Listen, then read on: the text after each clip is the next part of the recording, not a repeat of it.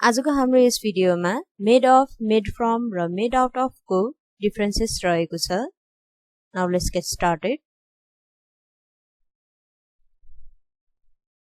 Made of. We usually use these to talk about the raw material of something. कुनै पनि वस्तुको raw material को कुरा गर्नु पर्दा हामी made of को युज गर्छौं। जस्तै यहाँ एक्जाम्पल रहेको छ, This table is made of wood. This table is made of wood. यो टेबल काठबाट बनेको छ। हामी टेबल देख्छौं भने टेबलमा हामी काठ पनि सजिलैसँग देख्न सक्छौं र काठ हाम्रो raw material भयो।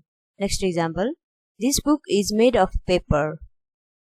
हामीसँग कुनै पनि एउटा बुक छ भने त्यो बुकमा हामी पेपर सजिलै तरिकाले देख्न सक्छौं, कागज।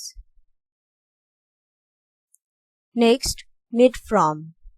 We usually use it when we don't see the raw material. एकदम याद गरेर सुन्नुस् है। When we don't see the raw material. Made of को युजेसमा हामी raw material सजिलै तरिकाले देख्न सक्छौं भने made from को युजेसमा raw material देख्दैनौं हामी। बन्नलाई raw material युज गरेर नै बनाएको हुन्छ कुनै पनि सामान, बट त्यहाँ raw material देखिदैन। यहाँ एक्जाम्पल रहेको छ, Wine is made from grapes.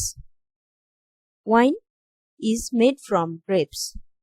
कुनै पनि वाइन हामी ग्रेप्सबाट बनेको वाइन हामी देख्न सक्छौं, बट त्यसमा युज भएको raw material सजिलै तरिकाले देखिदैन। ग्रेप्सलाई रिफाइन गरेर वाइन बनाइसकेको हुन्छ, मात्र हामी वाइन देख्न सक्छौं। वाइनमा टेस्ट भने चाहिँ आउन सक्छ, बट सजिलै तरिकाले आँखाले चाहिँ हामी ग्रेप्स नै देख्दैनौं। The cheese is made from milk.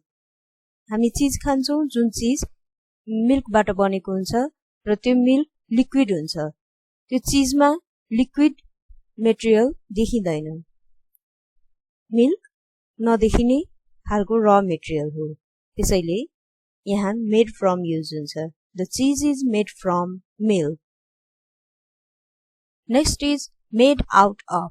It means reuse.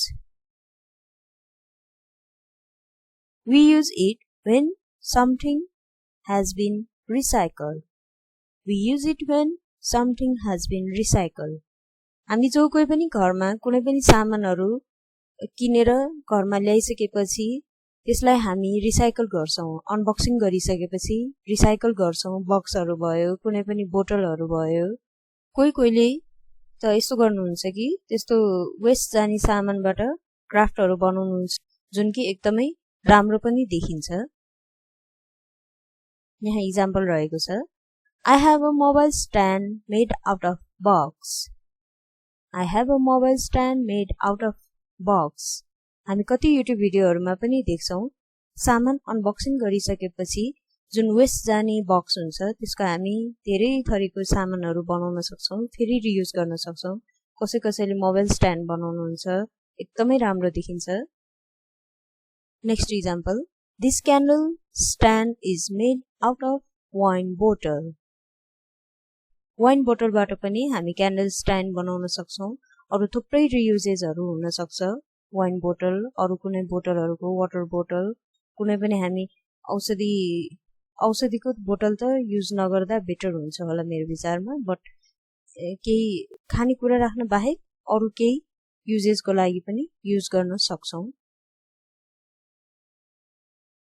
त्यसैगरी हाम्रो वेस्ट जाने स्याम्पूको बट्टाहरु हुन सक्छ, त्यसलाई पनि हामी घरमा केही सामान राख्नको लागि, सर्फ राख्नको लागि अरु केही अरु सामान राख्नको लागि रियुज गर्न सक्छौं।